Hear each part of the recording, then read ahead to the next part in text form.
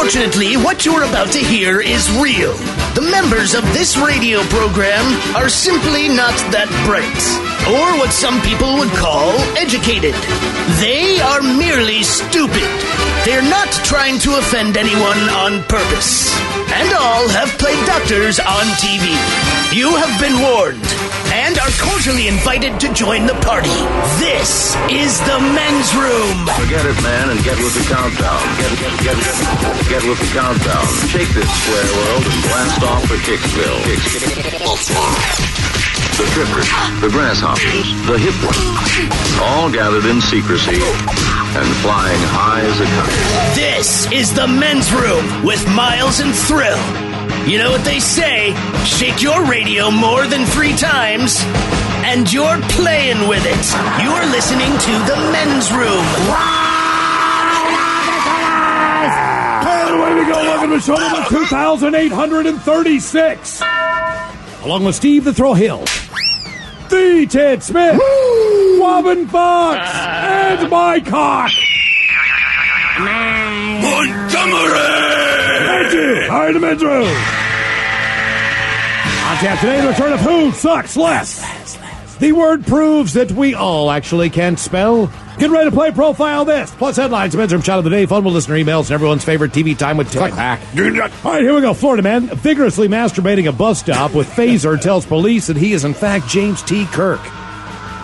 Meanwhile, other Florida man sees a drone over his home and pulls out a 9mm with a smirk. As time marches on, Pompeii continues to prove how unlucky some people were.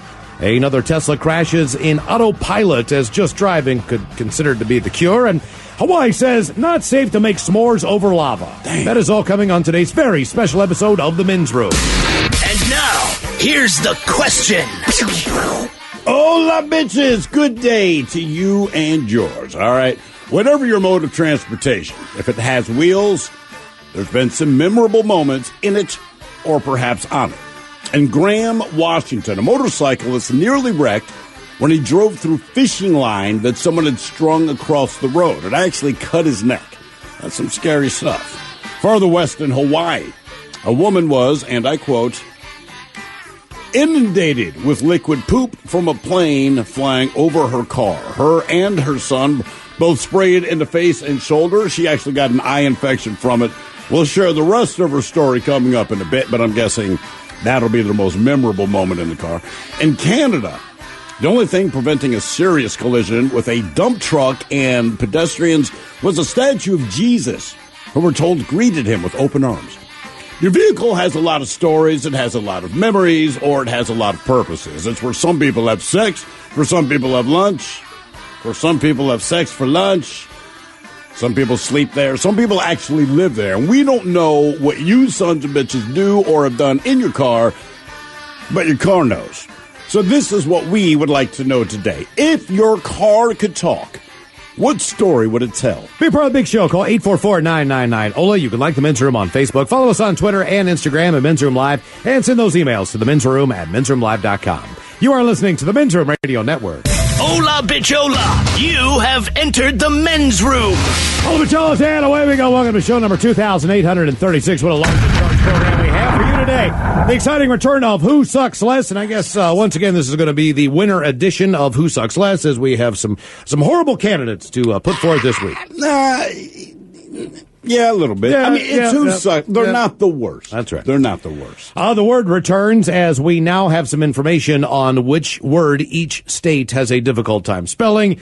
Google's got basically every piece of information you would ever want to know. All they need to do is crunch those numbers. And yes, we go to Google quite a bit. I do it probably Everybody goes to Google a few times a day just to figure out what I'm spelling wrong so I can search for something better or whatever. That's become my de facto on everything, dictionary-wise and everything else. But there are a lot of words out there that just from a common standpoint, we can't spell. So that's coming up with a word right before we drink and toast with a shot of the day. And today we're going to talk a little bit about your vehicle there, your automobile. And let's face it, people spend a hell of a lot of time in their vehicle. It's a very personal area. And people do things in their vehicle that they would never do anywhere else. You can fart the whole way home. You can play music that you would never, ever, ever want anyone to know that you listen to. You can sing heinously. Mm-hmm. You can talk to people that you don't want other people to know you're talking to because you have your own private area to do so. There's all kinds of things. It's a very private space. Sure. And people spend a lot of time in there. So we're going to talk about your car. If it had the ability to talk, what would it say, and what story would the car tell? And would your car have to see a therapist, or is your car bragging among friends at a bar? Sure. This is a crazy story. This happened in Miami Beach, Florida, and this was a car that was on the job. A homeless man was arrested after authorities said he crashed a stolen, unmarked Miami Beach police car while officers pursued him. Leon Perrimon, 25, faces a number of charges, including grand theft auto, aggravated battery, according to the arrest report. A Miami Beach detective was working traffic detail, and he parked his police car in the median to prevent people from making illegal left-hand turns. He did have emergency lights that he left on, and he had police insignias displayed on the bumper and the front bumper and the back bumper, according to the report. Then the detective was out in the street directing traffic. Perryman decided, hell with it. He got into the vehicle, made a U-turn, and started driving north on Washington Avenue. The detective caught up with the car. He was running, opened the door, and gave verbal commands for Perryman to stop, but he did not. The detective was forced to let go as Perryman then sped off, according to the report. With the emergency light still flashing, Perryman drove recklessly, turning onto 17th, and then forcing pedestrians to jump onto the sidewalks to avoid the car, which he then drove up onto the sidewalk. Jesus. Another detective caught up with Perryman and abruptly hit the brakes, causing the detective's car to slam into the back of a stolen police car. This is all true. After the collision, Perryman drove off at a high rate of speed. He eventually lost control of the vehicle and crashed into several parked cars. He was treated at a trauma center, later taken into custody. So wait, the cop car that caught up to him slammed into another car. And crashed, yes, which correct. was another stolen police car. That is correct. Good God, man. Good times. So our question, if your car could talk, what story would it tell? 844-999-OLA. That's a wild story, man. Yeah. Can you imagine just being that cop, period, when you're directing traffic and turn that around, takes off? Yeah. And then at least you catch up to the car thinking, all right, well, I'll convince him to stop. And it's like, no, not going to do that. I'm a cop. You just stole my car. I mean, look, we've talked about this before. Everybody, you walk by that cop car, it's running, he's 15 feet away. We've all thought about it. Of course. But we don't do it. Because you fathom that's like a go directly to jail kind of deal. Absolutely. And how far are you going to get? Not very. Yeah. Not very. And it's not worth it. I mean, unless they took, you got 24 hours to live. In that case, I'm taking the cop car. I have no problem even saying that. But I have to know, you're going to be dead in 24 hours, man. Yeah, and I would still do it at hour 23. Yeah, you're right. Do it late in the game. Right?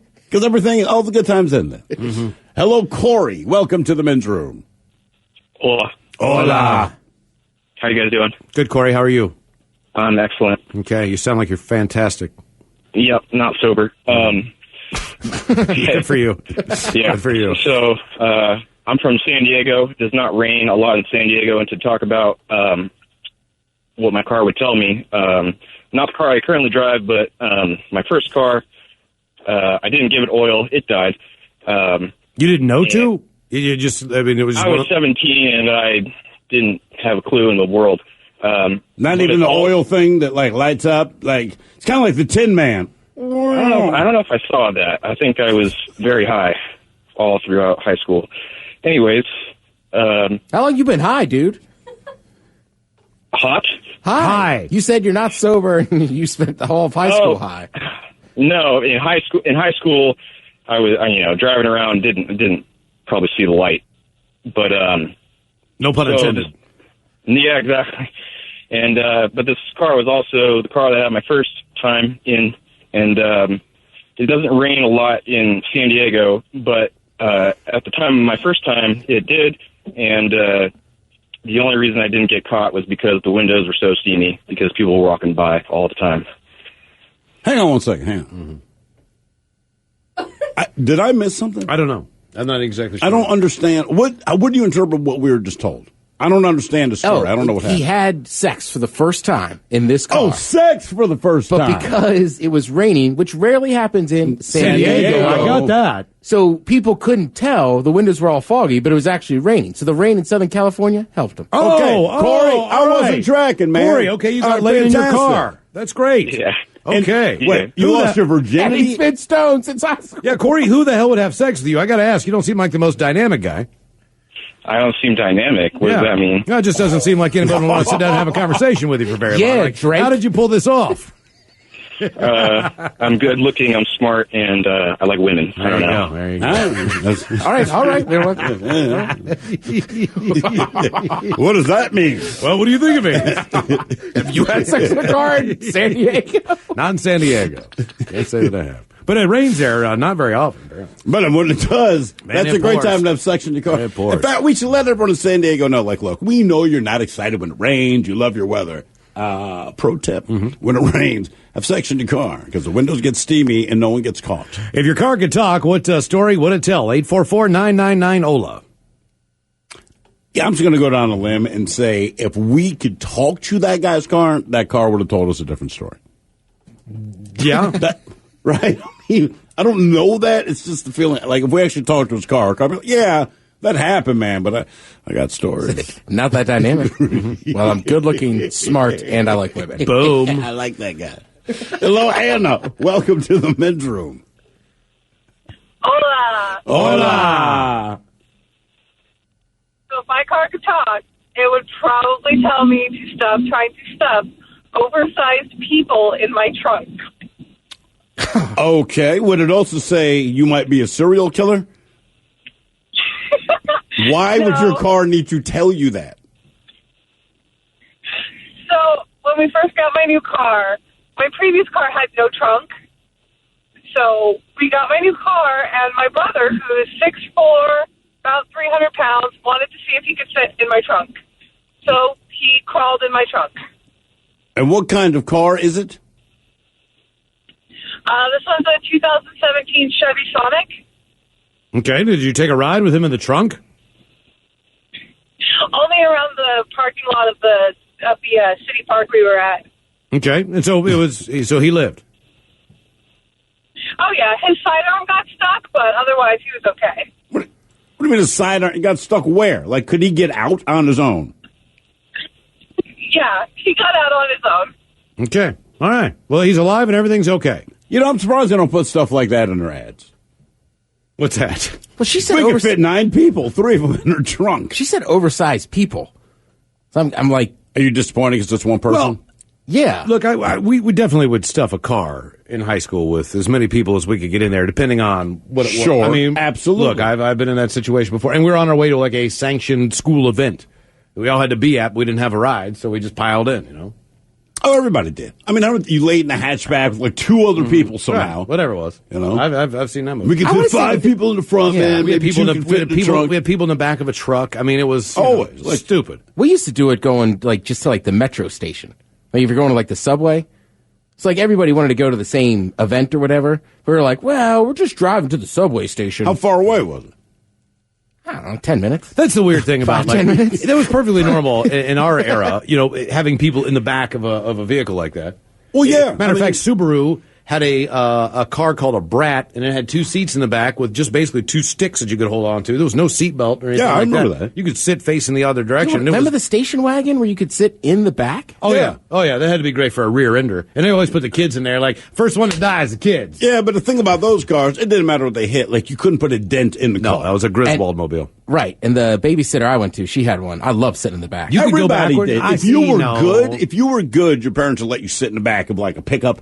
You know, if you said, well, Yeah. later today we have to go wherever. You didn't want to go, but it's like, can I sit in the back? And it's like, all right, here's a list of chores you have to do. I can't do that. And like, you were excited, man. That's like a vomit box for me. What? Going backward in the back of the Oh, car. come on, man. Oh, I'm dead serious, man. I would get sick. I would get so car sick. Are you kidding? In West Virginia? You never got to do that? I could have done that. Especially in I West needed- Virginia. I needed to face forward, man. You know, those roads are like just switchbacks from hell, man. If you're backward, Yeah, man. but someone else is driving. I'm okay. Yeah, I know, but I've got that. I can't do that, man. I can't. So you get wouldn't around ride, that. like, when the oh, brats God, were- no. Even No. as a kid? No. Can you ride backwards on a train?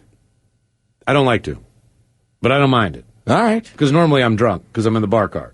But you said even the, what is it, the spinning teacups or something? Oh, I can't do it From anymore. Vertigo? Oh, yeah, I can't do it. Vertigo. I mean, I used to get sick all the time just driving in the back of my... I threw up. I mean, it was pretty normal to pull over, and I would just vomit everywhere. God, just traveling, if you're going down to grandmother's house, it was just the way it was. I know, but it just sucks. Like, Jesus Christ, man. It's so goddamn cheap. We always had to pull over and have picnics, crappy little sandwiches. You're going to puke it up anyway. You know what the best part about it was? We'd always stop and do like a road trip, and we'd stop and do our picnic right beside like the Tasty Freeze, or the place was actually making the delicious grilled burgers and had and ice cream cones. We couldn't have any of that. No. And then we'd go down the road, and then I'd throw up. As a father, I get it. And it's simple, man. You used to always say, hey, man, we would never get the stuff. We had to pack a picnic. Yeah. Fine. Now I'm hearing that you always threw up. From my point of view, if you're going to pay for the food, why? We're not going to Chick-fil-A. We're not getting any of that because you're going to make me pull over and you're going to puke. Mm-hmm. I feel better if you just puke up a peanut butter and jelly sandwich that I made at home, but we're not stopping and getting you the good stuff, man. That is Keep it together, man. One thing I definitely remember about being the age that I am is it took a long time to get everywhere because where we were located, the roads were so terrible. And then finally, like, you'd hit 4-lane, you'd be like, we are on 4 freaking lanes. Thank God. You know, plus when you're a child, it just takes longer. Everything does. Like as an adult, we can all go the same distance. And we get it because we're adults. But as a child, if we're going to, like, the destinations like the beach or the amusement park, it's still going to take forever to get there. And I'm telling you, man, we've talked about this many times, but there is a definitive difference in the way that people think from the West Coast to the East Coast as far as driving is concerned. And most people they don't want to get in a tube for 4 to 5 hours to fly out here to see anybody on the West Coast. And if they do, they're going to stay the whole month because that is a longer flight than it is to London. Sure. To give you an idea. But if you were to talk to your uncle and be like, hey, Bill, what'd you do this weekend? He'd say, oh, I drove up and saw your dad up in Boston. Then I circled back around and came back, did it one night, and drove back to Miami. And you're like, and that's not like a big deal. I was in the car for 46 hours. 3 straight days just flying on speed, you know what I mean? But I have no problem driving the entire coast of the East Coast. But, man, I can't get in that tube for 5 hours. Yeah, exactly. That is really the mentality. All the time. It's amazing. If your car could talk, what story would it tell? 844-999-OLA. Matter of fact, they don't even fly there. But that's what's good. Yeah. Hello, Nick. Welcome to the men's room. Liquor and whores. Liquor and whores. So if my car could talk to me, it would tell me to pay more attention to what gear I put it in. Uh-oh. You have a manual? Yeah. If you guys get a chance, YouTube Money Shift. It's nothing gross. But long story short, I was coming home from a casino on 420, and I was downshifting from 5th. I meant to put it in 4th, and I accidentally put it in 2nd. Oh. What kind of car do you have? An angry It's a 2013 Volkswagen GLI. Oh, also, shout out to my people at Pacific Bureau Crew. What's up, guys? I'm actually listening to your show in my garage while I'm swapping my motor. There's only a few brands, man. Well, that's because you ripped the freaking transmission out of it, probably. There's only a few brands out there. I need my head rebuilt. Loaded a couple of valves. Rocker arms are everywhere. Well, if you can do that work on your own, you're going to save some money. But isn't it just basically Volkswagen and Nissan that have manual transmission cars where you could actually buy a newer car?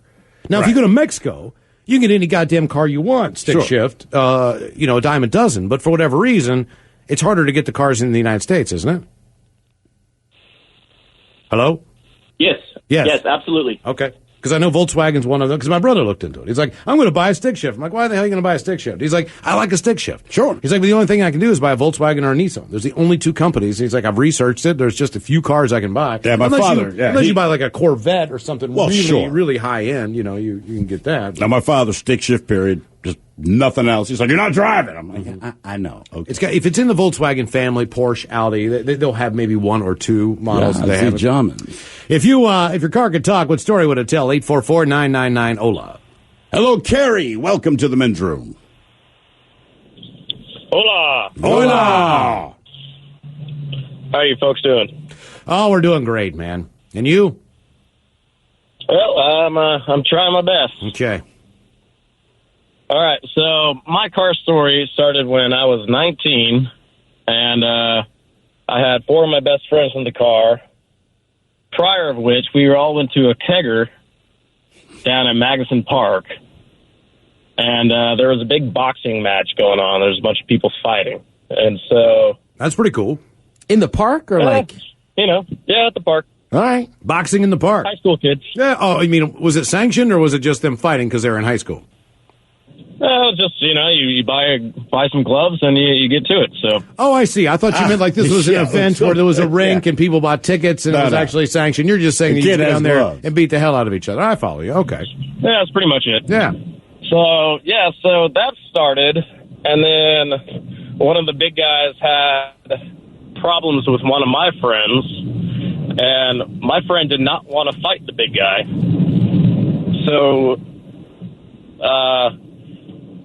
liquor was flowing. He happened to have a BB gun that we didn't know about. So he pulled out the BB gun and started to go to town with it. And wait, hold on, time out. What does go to town with it mean? He started clacking it like it was a real gun or something like that. We're just dumb. Okay. And so the cops got called, and my stupid butt got in the car with the four of my best friends, tried to escape from the cops, and I flipped my car in the middle of the park. Oh! You flipped the car, huh? What kind of car was it? The 96 Lumina. All right. Yeah. So you flipped the car, and then what? So now you're upside down, sitting there with your buddies. No, we're not upside down. We actually went all the way one rotation. Oh, and okay. then, congratulations. Were you able to drive it away? No, it was in the middle of the stuff, and so I just checked on everybody, as quick as you can, and I ran. Wait, how long did you check on everybody? Because I would think that the moment you flip your car, you've become the new focus of the police. So you know what I mean? Like they it's didn't your say, license plate. So now they're coming over there. It's your registration. So what's your version of how long did you spend checking on your friends? It was about 0.2 seconds. I said, "Is everyone okay?" And I just dashed. Wow. Okay, so that's not like checking on your friends. That's like making a statement and then leaving. What is going on? Jesus Christ. I can't believe it. Well, the car would say, what the hell just happened there? If your car could talk, what story would it tell? 844-999-OLE. We will take a break and come back with more of your calls. You are listening to the Men's Room Radio Network. We return to the Men's Room with Miles and Thrill. Record-breaking driver who drove length of Britain in 9 hours should be prosecuted for speeding. This is according to the AA in England. I'm assuming that is the Automobile Association? Sure. Tommy Davies managed to break the land speed record from Land's End to John O'Groats by managing it in 9 hours and 36 minutes, only hitting one red traffic light. They said that they could never break 10 hours. They said it would never be done. They said that he could never get across. One red light driving from what, north to south, I'm guessing, in England? The length of Britain in 9 hours. I guess so. He journeyed through 15 police constabularies. Constabulary. Yes, constabulary. I thought it was constables. No, you're a constable, but it's your constabulary. Constabulary. Yeah. Went past 50 speed cameras and spotted 7 police cars on his 841-mile trip. Damn. And he didn't get a single ticket, despite an average speed of almost 90 miles per hour. Ian Crowder, head of road safety at AA, said this is just totally reckless and irresponsible. Britain's roads are crowded. Far too many people are injured and killed in road accidents every day. For someone to deliberately set about to break the land speed record, film it, and admit how many police he passed and how many basically filmed the damn thing and did play-by-play. It's like, there goes another cop. Yeah, I'll see you later. He went south to north. Okay. South, okay. All right. Tommy, who was 26 years old, he undertook the late-night mission with his friend in a specially adapted Audi S5 with a 4.2-liter V8 engine back in September. The pair had apparently been planning and trying to do this and beat previous unofficial records for the last 6 years. Okay. So as far as the course is concerned, how to get to certain areas, get through the lights, and everything else, yeah. Tommy said, if you talk to a lot of people, that 10-hour mark doesn't seem possible to break. With the average speed cameras and the police, the odds were stacked against us. A lot of people said it couldn't be done, so we went out to prove them wrong, and they did it in 9 hours and 36 minutes. The only official record for the journey dates back to the 1900s, before speed cameras and automatic number plate recognition technology existed. Neil Champion, who held the previous record on a motorbike, did it in 11 hours and 14 minutes with an average speed of 78.7 miles per hour back in 1984. Again, the last person who had the previous record did it in 11 hours and 14 minutes. Granted, it was on a motorcycle. Sure. But the current record is now 9 hours and 36 minutes. That is a lot of time cutting off of the previous champion. Did you say that it was Great Britain and not just England? Great Britain. Yeah, because that guy's, I didn't realize that. I thought it was just England, but he's going to the top of Wales. Yeah. We had spreadsheets. To the blowhole. Scotland, sorry. Oh, damn. We had spreadsheets just full of information just so we could get a good sense of what we were up against. We left at 8 o'clock in the evening, which we perfectly timed to pass Glasgow at 11:45, then come through Liverpool and Birmingham in the dead of night, as they are the most populated areas. We needed a car that was fully equipped to handle this sort of thing, so we made a number of modifications to it. It's a worthy adversary to a police car, with upgrading, taking it to 400 brake horsepower, countermeasures to avoid speed traps, and a detector to pick up police radio signals, so we knew if there are any police within a kilometer. It may just look like a lot of beeps and warning lights, but to us, it's vital information that helps us build a picture of what or who is around. We had a fuel tank in the boot that extends the range of the car from 250 miles to over 400, which meant that we only had to stop one time. So all that stuff was taken into consideration to break that record. You got to give him a lot of credit, man. I mean, it sounds reckless, but they put a lot of thought into it. If somebody would have died, it was dumb and reckless. Sure. If it would have been an accident, and it would have been dumb and reckless. Is it still dumb and reckless? Yes. Yeah. But kind of cool. If your car could talk, what story would it tell? 844-999-OLA. Hello, Craig. Welcome to the men's room. Hola! Hola! Okay, so if my car could talk, it would talk about basically telling me that my wife's stomach is not very strong and about me farting in the car. Because here's the story. I'm sitting there, and I am going down my driveway, and I had let one loose. And she said, Craig, you got to pull over. You got to pull over because I'm going to be sick. And then I'm like, it's not that bad. Come on. I get to the bottom of the driveway, and she pushes the door open as hard as she can, but not quick enough, and spews all over the inside of my car. Let me get this straight. You are still in your driveway backing out. So you barely left your home. You farted. No, we're getting home. You're getting home. You're getting home. And your fart smells so bad that your wife pukes. Yes. Okay. Dang. I mean, have you ever farted that bad? Is this a regular thing? Well, this is when we kind of first got together. I didn't know how weak her stomach was, and come on, wait a minute. No, maybe wait a minute. Maybe you have just atrocious ass. Do you eat raw vegetables? What does your diet consist of? Once in a great while, it is that bad. No, wait a minute. Listen. I fart all the time. They don't bother me because they're my, with the exception of this morning, Cinnamon Toast Crunch. I love you, but man, oh man, this morning was killing me, right? But they're not that bad to me. But if you ask Miles and Ted, they're going to give you a much different opinion of when I start blowing them out. She puked because she was in the car with it. That is your ass. That is 100% blaming it on your wife's stomach. Listen to you. Should be ashamed of yourself. I like that, though. I mean, there's other stories about her weak stomach, but that was my introduction. Have you farted around her since and made her do that again? One time when I was in the house, and that one was pretty bad. And that's right. when I beamed him. Oh yeah. Well, it's the wife's fault. It's always the food fault. That's everybody's love. fault. Except That's yours. love. If your car could talk, what story would it tell? 844-999-OLA. Hola! The shenanigans continue on the Men's Room Radio Network.